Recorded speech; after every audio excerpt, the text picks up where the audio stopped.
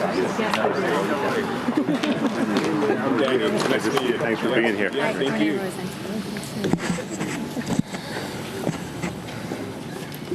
Well, it is such a pleasure to be at Riverdale Neighborhood House on this perfect spring day. Thank you, Jeff, for arranging that. I want to thank our hosts, Dan Udine, the Executive Director, and his team, including Christy Leader, the Director of Early Childhood Education for Riverdale Neighborhood House. Has a cheering section there, I see. I want to thank all the parents who are here in support of our pre-K effort. Thank you for being part of this today. And I want to thank our school's Chancellor, Carmen Fariña, and all the elected officials who have joined us, State Senator Jeff Klein, Borough President Ruben Diaz, Assemblymember Jeff Dinowitz, Councilmember Andrew Cohen, and I want to thank Bill Weitz, who's here on behalf of Congressman Elliot Engel. So everyone standing with me, the parents and the educators and the elected officials all get it. They all understand how important pre-K is to the children and families of today and to the future of New York City. They understand that we need to make sure that high-quality, full-day pre-K is something for every child. And I want to single out and thank Senator Klein for the leadership role he played in Albany.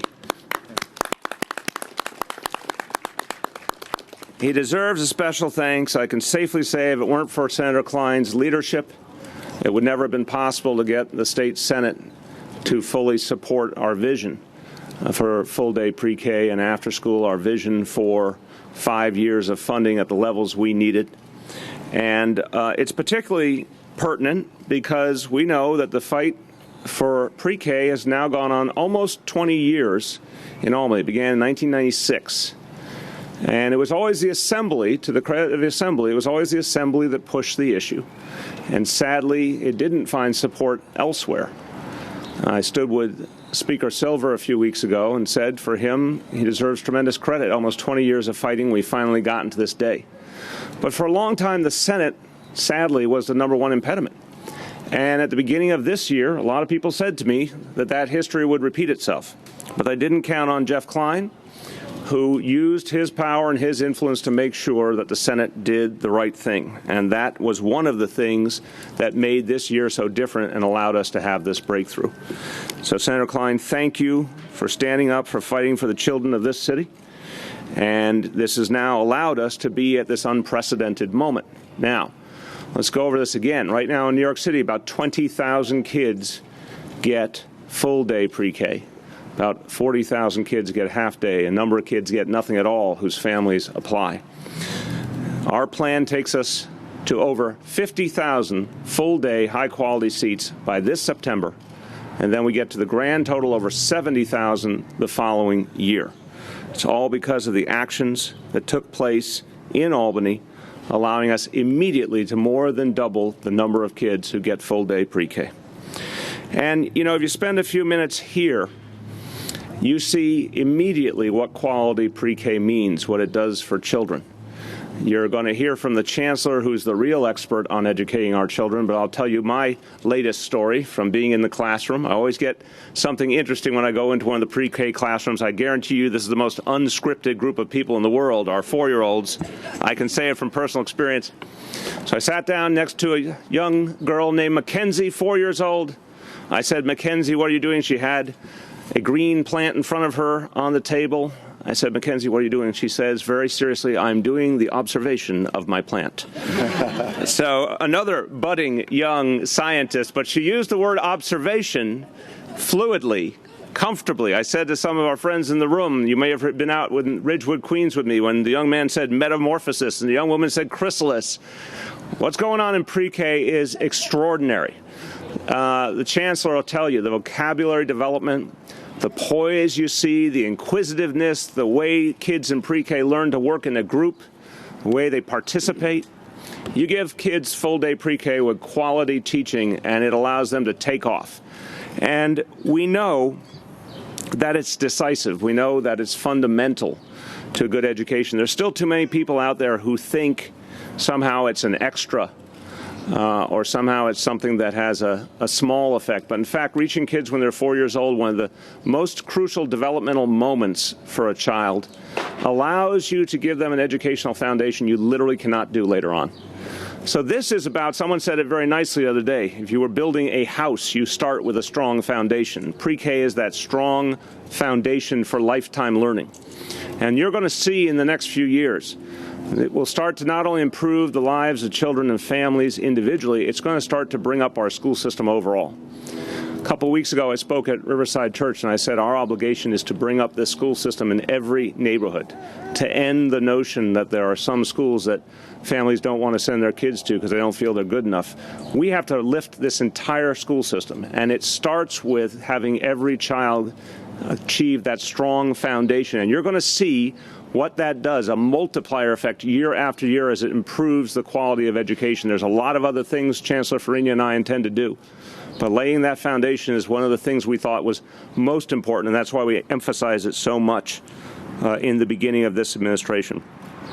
Talk to people here at Riverdale Neighborhood House. You saw just in the short visit the amazing work they're doing. They run a model program, and a lot of other pre-K programs look to this location to learn about how to do it right. And you're going to hear from the leader of this great effort about the history of pre-K in this neighborhood, because it's something people have wanted but haven't been able to get. Well, we know that if we build that foundation, and remember, this is going to be free, it's going to be full day, it's going to be ultimately in the next 2 years truly universal. I have this U in the UPK pin. The concept of universal pre-K has been around for a long time. Just one problem, it hasn't been universal. Our plan literally makes it universal. And it begins this fall with this first big jump to over 50,000 kids. We want to make sure that every child who is eligible, that their family apply, they take advantage of the process. So now let's explain again just for a moment, and please, to my friends in the media, please help the people of the city understand this process, because their children stand to gain so much.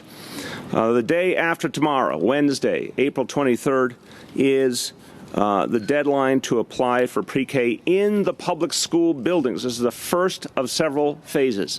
The seats available in public school buildings. So that application deadline is this Wednesday, April 23rd. Want to hold up the application for all to see. It's a simple application to fill out. Any parent with a child who qualifies should fill out. That means children born in 2010 who will be 4 this year. Anyone looking for information can get it at nyc.gov.schools, also through 311. So again, nyc.gov.schools or through 311. Any parent calling 311 looking for information on how to apply will get it. There are also 13 enrollment centers located across the 5 boroughs. And you can call 311 and get the location of centers and go in and apply in person if that's something a parent prefers to do. Now, even if you as an individual don't happen to have a child who is eligible this year, I'm not letting you off the hook. We need your help anyway. We need you to talk to all the members of your family. You need to make sure that your nieces and your nephews and your cousins who are eligible apply. It's so crucial that parents know they have this opportunity. Let your neighbors know. Spread the word that 2 more days until this first deadline. And then after that, there'll be a whole range of additional options, a part of our UPK plan that will be available through community-based organizations like this.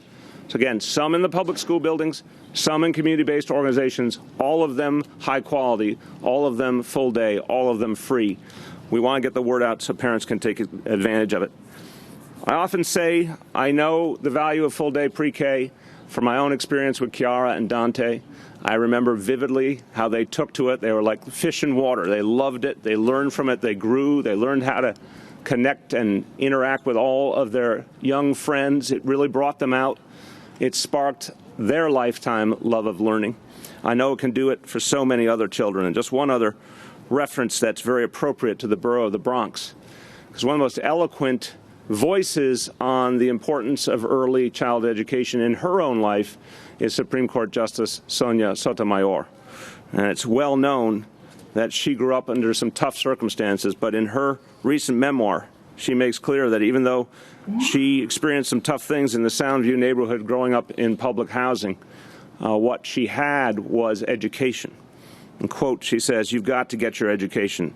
It's the only way to get ahead in this world."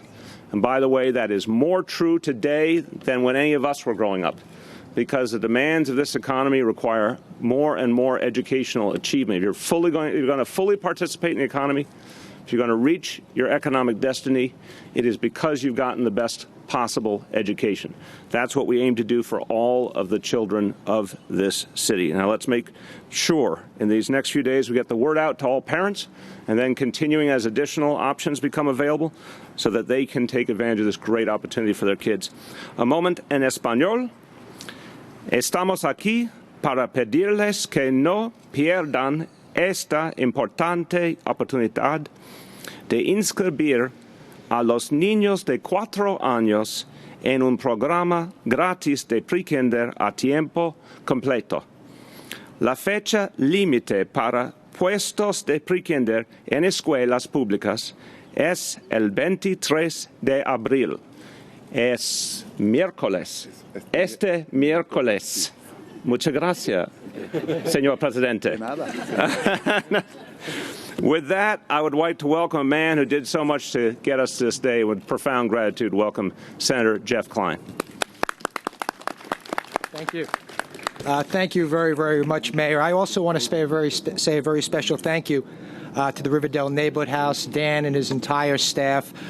They are really showing what universal pre-K could be. Let's give them a big hand, everyone. And I want to thank the mayor again. The mayor clearly had a vision, and he not only elevated that vision for all of New York City 4-year-olds, but really made it into a statewide issue, because I think he recognized a very simple truth. This was about the kids. This was about making sure that every 4-year-old in the city of New York had the advantages of full-time universal pre-K. Thank you, Mayor. Let's give him a big hand, everyone. Soon after the mayor was elected, maybe even before he was elected, I made a promise, a very important promise to Mayor de Blasio, that I would not pass a state budget in Albany unless we had full funding for universal pre-K. This was something that was important to me. This was something important to the parents, and especially our 4-year-olds. And I'm so happy to stand here today and say, Mayor, we did it. Sometimes it works, brother. Because I think this is important, and I think everyone knows the value of universal pre-K. Everyone knows the foundation, as the mayor talked about, that it instills in a young person's life. And one of the things that I did when I sort of got on board with this issue and fought alongside of our mayor is we put forth a study. And this study really showed a lot of what most people knew already, but seemed to ignore it, that students who go through universal pre-K are better learners. They do better in school. They get better jobs. They have less problems with the law in their future. Less problems with drug and alcohol abuse. It really is a game changer in a 4-year-old's life. And I think it has effects that are going to carry on to adulthood. So when we had the question, how can we get it done, I think the answer was very simple. We couldn't afford not to get it done. And that's why I think it was so important that not only were we able to get $300 million this year for full-time universal pre-K just for the city of New York, but that funding is going to be guaranteed over 5 years. So I really want to thank everyone involved, because this was something that was important. You know, I've been up in Albany for a long time. I've seen a lot of battles. But this was one of those important grassroots efforts where I think we only had one choice, and the choice was to make sure that 54,000 4-year-olds are guaranteed full-time universal pre-K this fall, and we accomplished that. So thank you again, Mayor. I look forward to many, many more victories in the months and years ahead. Thank you again, Mayor de Blasio. All right.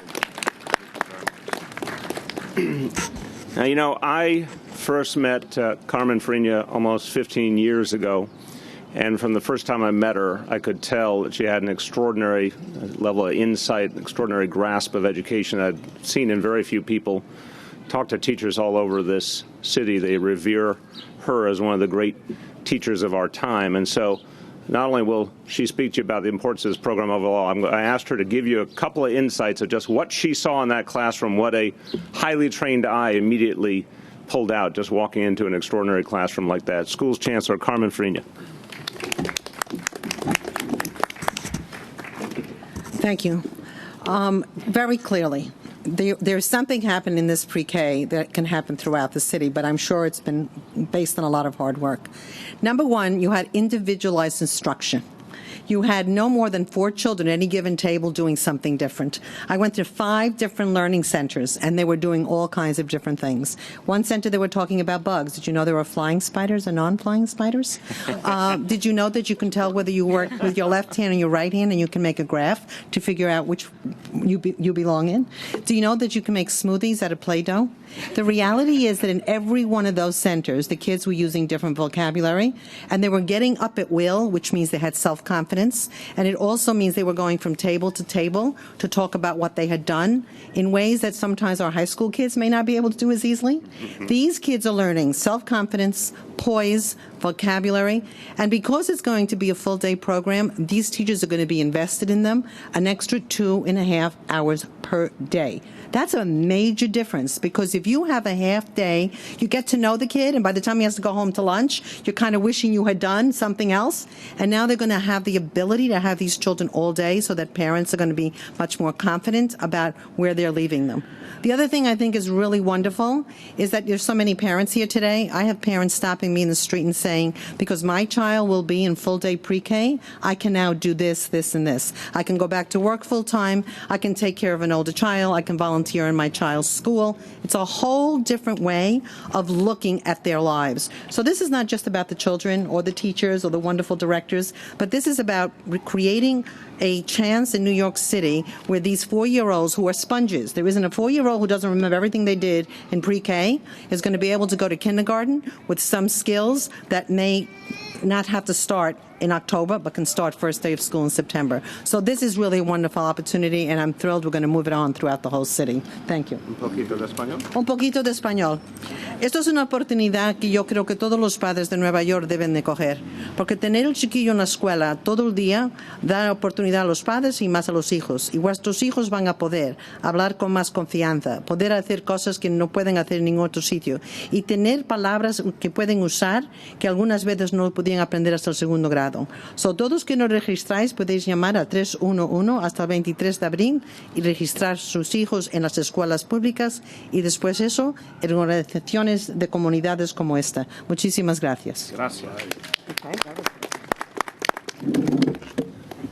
Again, want to give credit to the extraordinary efforts of Riverdale Neighborhood House. I'd like you to hear from the Executive Director, Dan Udine, about the work they've done here over the years, about how much parents have wanted to see more of pre-K and what it means to them. Dan? Thank you, Mayor. There you go. Welcome to our home. We've been around since 1872, and we're just... I haven't been, but we're just thrilled to be here and to have all the elected officials here. I was asked to speak a little more about UPK. Actually, we've been providing quality nursery school, pre-kindergarten, whatever you want to call it, since the 1940s. But certainly the UPK really helped people really branch out, and it's very popular in our community. We were fortunate. One year we had full-day UPK. It was about 6 years ago, and it was very popular at the time. Every slot was filled. We had 120 families on a waiting list. And so I know that the mayor and the senator and everyone's going in the right direction, because this is what the community wants, and I think this is what all the families in New York City and New York State want. So again, thank you, and our house is your home. Thank you. Why don't you talk a little bit about what When you had it, then it was taken away. It was taken away. That's what I just did. Okay. All right. Okay. I was asked to speak a little more about that year. We had full-day funding. It wasn't stable funding, so it wasn't backed yet by the state of New York. And so that summer, in the middle of the summer, with every seat filled and 120 people on a waiting list, we had to kind of undo the whole thing, redo our curriculum back to the half day, and it was quite a challenge. And again, that year we did the full day, we did it very well, and the children thrived. So again, we're excited to have this opportunity throughout the city and the state for full day UPK to be a reality. Thank you so much. Thank you, Dan. So, before I had the honor of working for the people of New York City, my immediately previous employer had a phrase. She said, "It takes a village to raise a child," which we all know is true. Well, it takes a village to get something of this magnitude done. We had support in the state Senate, we had support in the state assembly, support in the city council, support from our borough presidents. It really is, as Jeff Klein said, it was because the grassroots believed, it was because leaders on all levels were pushing together in unity to get this done that we were able to do something this historic. So I want to bring up some of the other people who played an important role helping us to get to this day, starting with Bronx Borough President Ruben Diaz, Jr. Thank you. Thank you, Mr. Mayor. Good afternoon, everyone. I just want to say a few words here about what universal pre-K has meant for me and for the Bronx. For those of you who don't know, before I became the borough president, I was up in the New York State Assembly. I served with Jeff Klein and Jeff Dinowitz for over 12 years. And it was there that we voted on UPK, but there was never any funding attached to it. And so, Mr. Mayor, the fact that not only have you been a leader in the city of New York, but in the state of New York and nationally on this issue, we want to thank you and we admire you for your leadership because everyone is talking about the most essential thing, and that's our children. Thanks to you making sure that you sound the trumpet and the clarion call, you were truly the cavalry. Let's give the mayor a strong round of applause for everything that he has done. And to Senator Jeff Klein and Assemblyman Jeff Dinowitz, as legislators, I just want to thank you on behalf of Bronxites for making sure that the parents could cash in on that promissory note that was given. That someone said that we were going to get so many years ago. Folks, if you don't understand, you should know this. In the Bronx, we have 1.4 million people. Over 100,000, 103,000 plus are children under the age of 5. I personally benefited from universal pre-K. So when the mayor reads off these statistics and when Jeff Klein and the Chancellor talks about the benefits, hey, it's not too bad being the Bronx Borough President. From UPK to Borough Hall. My two sons, one is graduating next month from Boston College, universal pre-K. The youngest one is a freshman at Temple University, universal pre-K. And so we also should understand that this is an economic development issue, Mr. Mayor. That's right. There are so many parents who cannot go to work because they don't know where to place their kids. And there are so many people who are employed by either the public school system through UPK or through the nonprofits, like my mother, who's a retired assistant of UPK. So this is going to be great as it creates jobs in the borough of the Bronx, throughout the city of New York, and throughout the state of New York. Brevemente, so that's why we want to say this. Without parents applying by Wednesday, April 23rd, this Wednesday, then all of this work is for naught. We need the parents to register your kids, especially Bronx parents. Because in the past, we have never had the necessary funding and resources. And when we give our children resources, we produce geniuses in the Bronx and in the city of New York. And we have now the mayor and all of the elected officials making sure that the Bronx gets those resources. Brevemente en el español, le quiero dar las gracias al alcalde por su liderazgo. Le queremos dar las gracias también al senador estatal Jeff Klein y el asambleísta Jeff Dinowitz. Por fin, damas y caballeros, vamos a tener los recursos que necesitamos para nuestros niños. No hay ningún debate de que cuando nosotros le demos esos recursos a los niños menos de 5 años, nosotros aquí en el Condado de Bronx producimos genios, como lo hemos visto en este programa tan maravilloso. Y esto también es un tema sobre el desarrollo económico en nuestro condado y en la ciudad de Nueva York, porque hay tantos padres y madres especial que no pueden conseguir trabajo porque no saben a dónde mandar a sus niños, a donde ellos pueden trostear, donde sus niños pueden aprender, un sitio saludable. Entonces, por eso es que le quiero dar las gracias al alcalde, a los oficiales electos, también a la doctora Fariña, por todo su liderazgo, porque ahora por fin en el condado del Bronx nos van a dar esos recursos, nos van a dar ese alivio, y por eso es que hoy nos sentimos contentos. Gracias. Again, so much thanks for the Assembly for having been there for so long. Let's bring forward Assemblymember Jeff Dinowitz.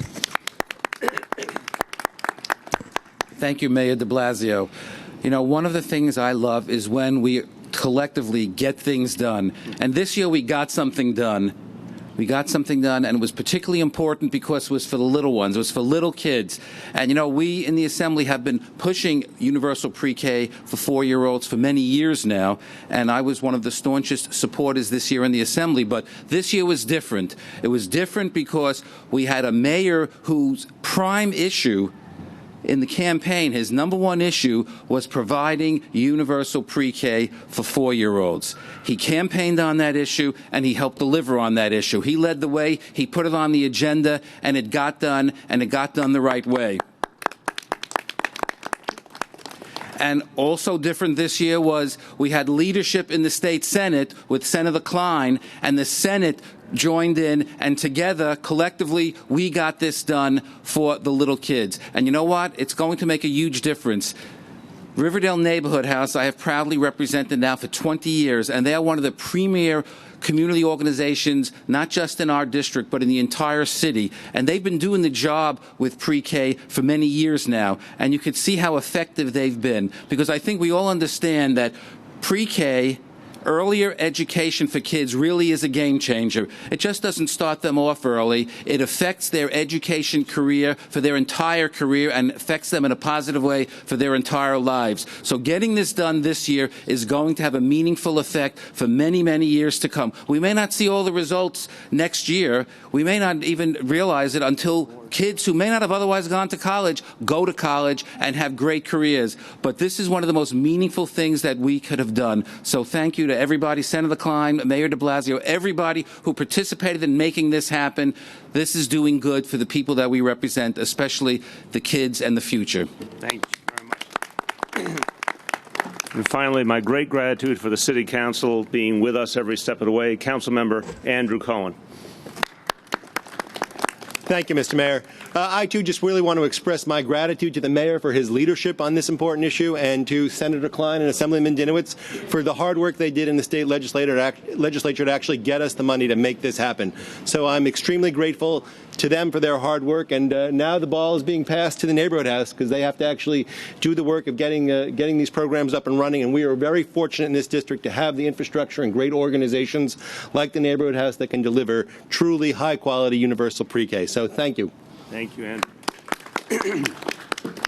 All right, let's take questions on this topic first. Mayor, given what the neighborhood house director said about a waiting list the last time they had it, and what the borough president said about the numbers of children there are out there, how concerned are you that thousands of families might not get into this program? Look, we've said very clearly that in the immediate term, we're going to make these numbers entirely different than what people have seen before. Again, this very day in New York City, 20,000 kids in full-day pre-K.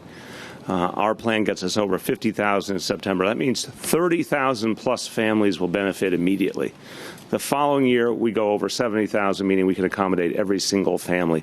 So what we know right away, excuse me, we more than double what families have available to them by September this year. There'll still be some additional half-day options as we phase all the way over to full day for everyone. But I think you're going to see such a big impact that it's going to be clear to people all over the neighborhoods of this city that something very big is happening and that it's going to benefit so many people so quickly. There's going to be a lot of appreciation for that and a lot of desire to make sure when it's fully built out in the second year that literally everyone who needs it takes advantage of it. But this first year, people will be turned away. Well, we have to see who applies. But again, we've said, one of the things I pride myself on, I want to thank my colleagues who were supportive of this plan, because we said over and over the same exact thing. We said, here's our build-out plan. It will take 2 years. We take a very big jump in the first instance. I really, in all the last year and a half as we've worked on this plan, I never wanted to do a pilot project. I never wanted to just, reach a few school districts out of our 32 school districts. I wanted to do the whole thing. We knew we could get over 50,000 this year. We knew we could get to full strength over 70,000 by the following year. By definition, there's limits in everything in life, but we knew that we could serve a lot more families right away, and then in very short order get it to full strength. And I think the families of this city will understand that and appreciate that. Yes. Hi. While you're in Riverdale, what would you say to the area's former councilman Oliver Capel? Are we on this topic? We're on topic. We're talking about pre-K right now, my friend. Yes, Mr. Mayor, the people who are registering now, are they automatically going to their nearest public school? And then for the people who register in the next round for the community-based, do they go where they like, or is it the nearest one to them? How does that work? Hold on, I'm getting myself fashion appropriate here. The Bronx 100. Bronx Centennial button. Now I feel better. Yeah. I'm glad you asked. That's a fundamental question that families need to understand. Okay. The first wave with the deadline this Wednesday, the 23rd, is for additional full-day pre-K spaces in public school buildings. By definition, that means where we had the space to get to full day in a public school building, we're doing it. We know some buildings are over capacity right now. We knew some just weren't in a position to add, but where there was capacity here and now, we grabbed it right now. Then what's going to happen after this Wednesday is information is going to start to go out immediately on the community-based organization options, and they will be put out publicly as quickly as each one of them is determined. So what we're trying to say to parents is apply now for the public school spaces in your area, then keep applying for the additional spaces that are made available. Apply for anything that's pertinent to you so that we can make sure you get something good. The fact is that because the public school buildings, the space in the public school buildings, are not perfectly distributed across the city, there's a limit there. In some cases, it might be the zone neighborhood school for a family. In other cases, it may be several zones away, and it may or may not work for that family. That's why those community-based options are going to be really where the big numbers are, and we've tried to make sure that's spread all over the city. So more and more information coming, but I say as a public school parent myself, the key thing for parents to do is apply consistently. Whenever a new option comes up that might fit your child, apply for it right away to maximize your options. 2 days away from the deadline, do we know how many spaces are available now? Well, we know that we, in the public school buildings, are adding over 4,000 full-day seats. But again, the vast majority of the new seats will be in the community-based organizations like right here. I mean, this is part of why we wanted to be here, is to show you an example of the kind of options that will become available quickly for parents. So each and every week, there'll be more and more information available, more and more options for people to apply to. Any one of us who's been through the application process for any part of our public schools knows that you get information back and you weigh your options. And many parents, as parents do all the time in New York City, they apply for different things that might fit their child. If they get the thing they want, great. If they don't get it right away, they keep trying to get one that's a good fit. Parents will do that here. But the difference this year is there can be a lot more to choose from. And this year, and then next year, there will be literally a seat for every child in the entire city. Michael. As of now, how many applications have you received for public school pre-K slots? I'll get you the exact figure. I don't know the exact figure as of this day. I know demand has been very high, but I don't have the exact figure today. Yes. As we have seen with other issues affecting the city when the city has programs, oversight is very lax at some points. In other boroughs outside of the Bronx, we've seen fraud in adult daycare centers and other senior centers. How are you going to oversight this type of program with the community-based organizations? I think the history around pre-K has been a very good one. I think oversight has been strong. I think the results have been there to prove it. It is my number one policy agenda item, and we're putting substantial resources into getting it right. The Chancellor is focused like a laser on making sure this is done right, and she has the highest quality standards. The other agencies involved as well. As I mentioned a few weeks back, we've convened all the pertinent agencies that are involved in oversight. to make sure that they are every step of the way working in close coordination. So this is going to be run from City Hall. You know, we're making sure that the resources are there, we're making sure the oversight is there, and I'm confident that we're going to get a good product. Yes. Is there any sense of whether enrollment or applications are up? I know you said that you don't have the exact numbers right now, but you know, with all of the focus on pre-K, are you seeing more people applying? Yeah, there's no question the interest levels are very, very high. You saw it first with the applications from teachers to teach in the program that had been extraordinarily high. I can just tell you from walking down the street in the city all over the place, parents are coming up to me and talking about pre-K. They're introducing me their children who qualify this year, or their children will qualify in a couple of years. The consciousness levels are very high, so I'm certain we're going to see a strong number. But again, this first number is actually only a small part of the total build-out you're going to see. This was for Chancellor Fariña. So she can clarify that many parents who did enroll in March might not have gotten the space they wanted or suitable, and now they have a better chance that they can rectify that and get a better suitable space for them. If you can say that in Spanish, because we have gotten calls from some parents saying that they might want to have a closer location, and now we have new spots, and we know in May we'll have new spots with the CBOs.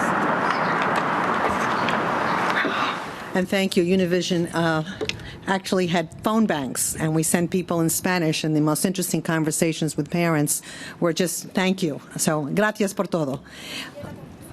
Sí, mira, para los padres que están aplicando para las escuelas públicas, casi todos van a recibir uno de sus primeros lo que escogieron, pero por los padres que no les gusta la escuela que escogieron, aún podéis ir y aplicar para los CBOs, las sociedades de comunidades en vuestro barrio.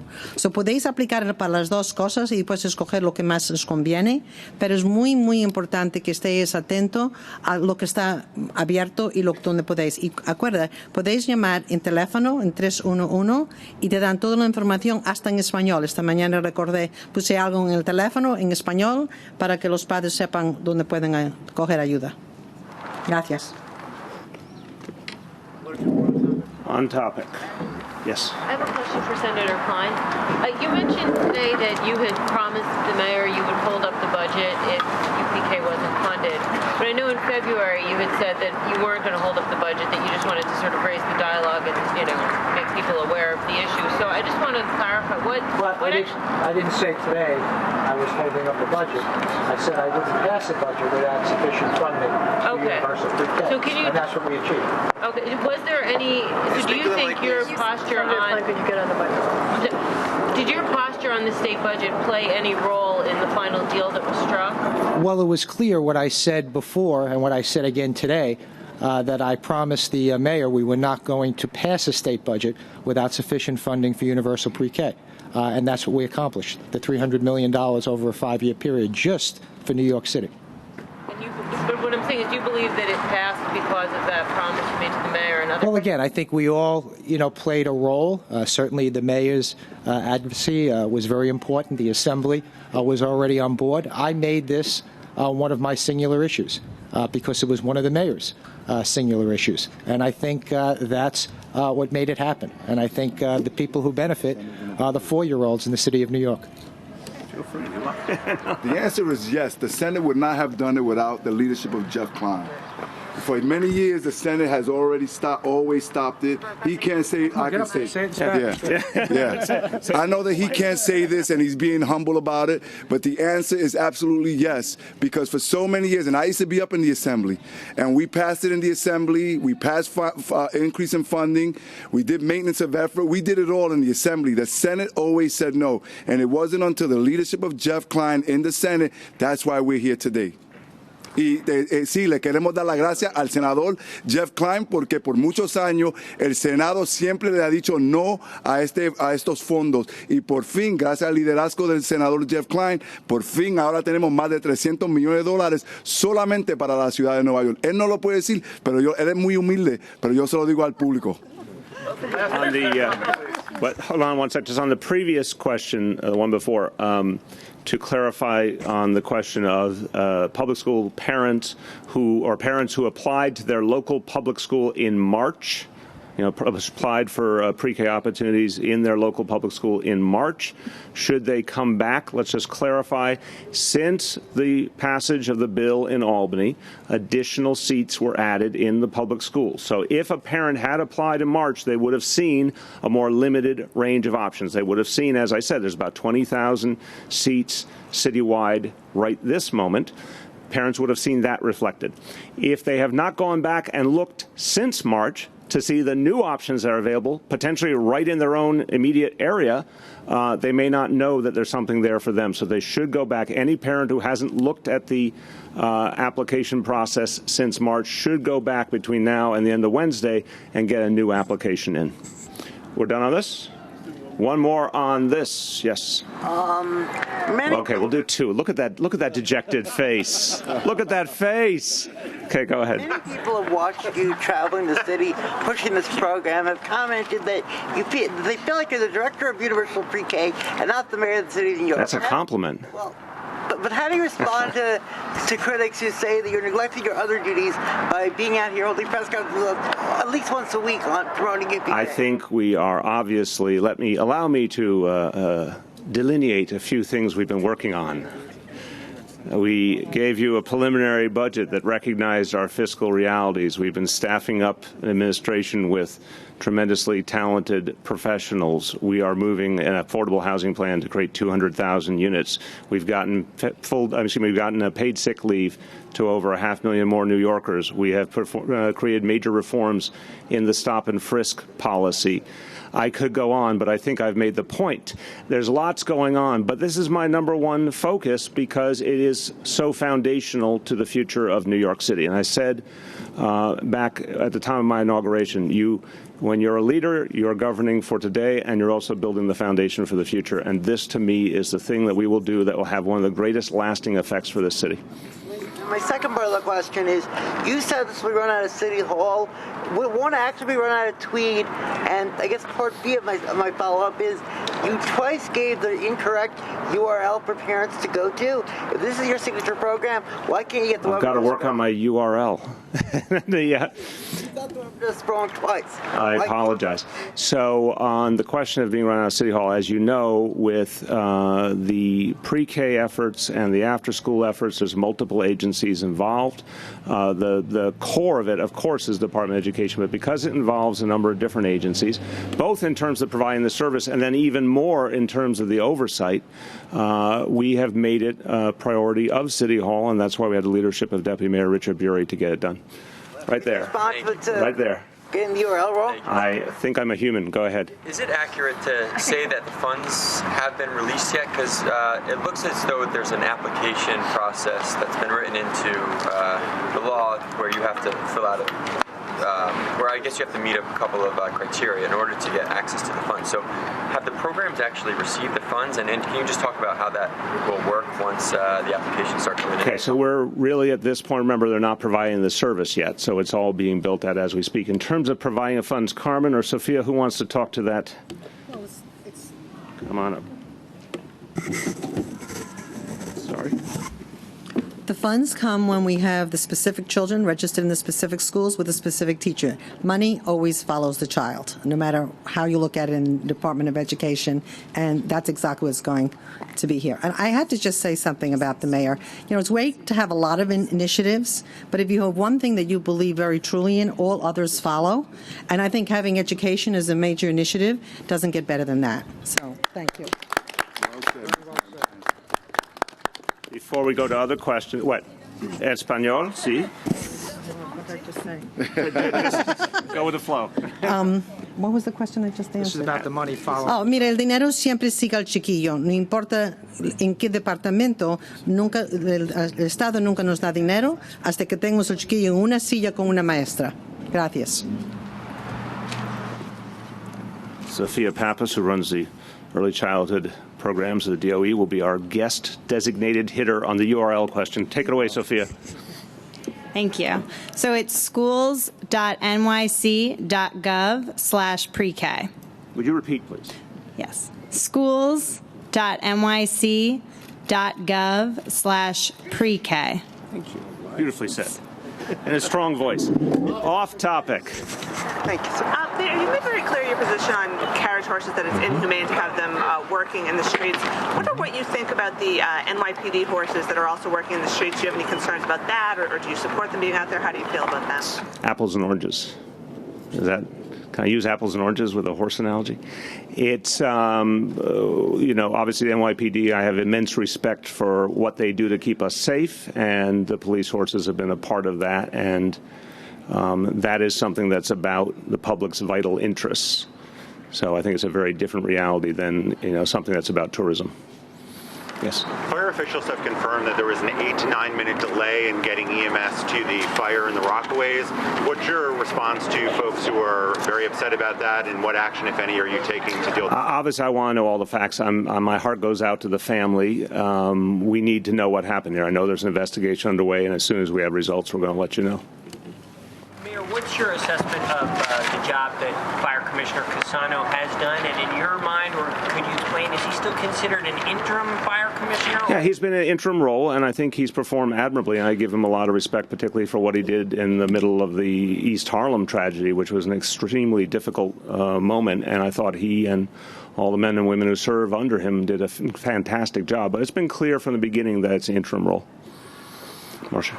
Mayor, actually, I have two questions on two different topics. The first one has to do with Sandy Aid. There are reports from HUD that they might try to take as much as $3.5 billion and set it up as a competition for other cities and localities to try to claim some of our money. I wonder how you feel about that. First, I have not heard a formal announcement from HUD, so I've heard reports, but not the same as a specific confirmation from HUD. Look, I think it's clear the legislation was passed to serve the needs of people in New York and New Jersey who were devastated by Sandy, and it was about both getting people back on their feet and providing the resiliency we need for the future. So that's the reason the legislation was passed. It's self-evident to me that's the central purpose of the legislation and the funding attached to it.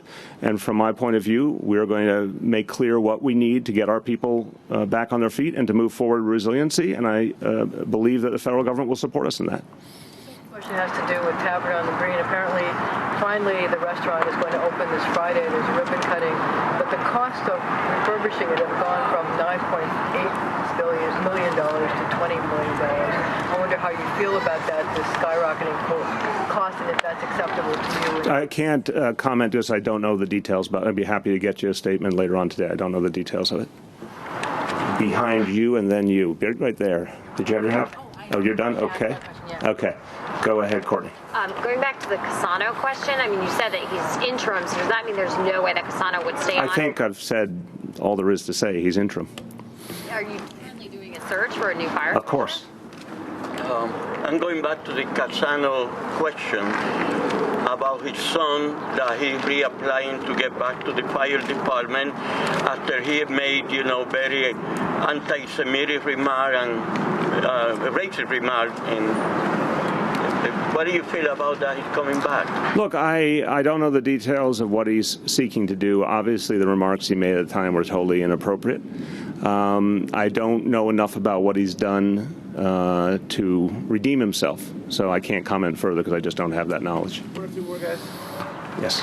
What's the timeline on actually appointing a permanent fire commissioner? Again, I think we've been down this road many a time. We'll have an announcement when we're ready. Last question, guys. Would you care to weigh in on the potential primary race in the 33rd Senate District? No. 34th. No, I've been asked about any number of primaries. It's just not time for me to get involved in that. And when we get closer, I'll decide what I want to say on things. Thanks, everyone.